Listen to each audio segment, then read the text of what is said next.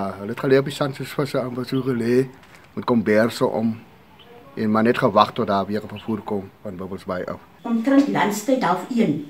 Toe het ons net rook gesien buite, toe was alles donker, want toe ek na ons laundry toe gaan, toe moet ek die ligte aansit, toe staan pik donker daar, so toe kan ons niks sien nie.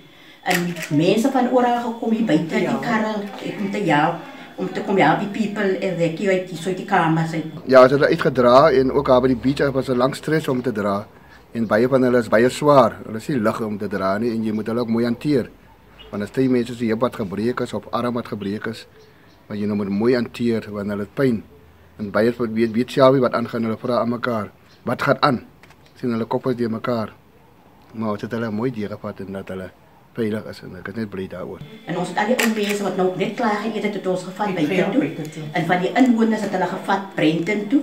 En toe die van die inwoners ons in die karre gelei, die 3 keer wat aan diens was. Het ook in die karre en ons het ons ou mense eers hier op na die community hall toe. En toe ons daar kom, ons was nie lank aan nie, toe sê hulle ons moet af hotel toe. As jy kom berse gegryp en dat hulle net kom en dat hulle net in karre, maar die mense het mooi gehelp hier met die vervoere.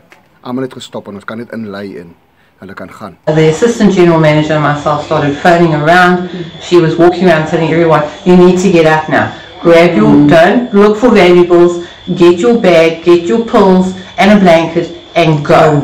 En toe kom ek 4 dae reeds hier by Brenton na by die huis toe.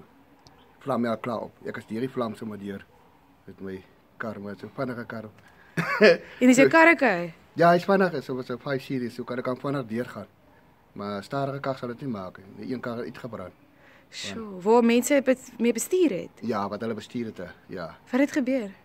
Ek weet nou nie wat presies daar gebeur het. Ek het ook seker probeer deur die vlamme gaan en dit het gemaak het. En Bobbie kop het ook 'n bakkie gebrand.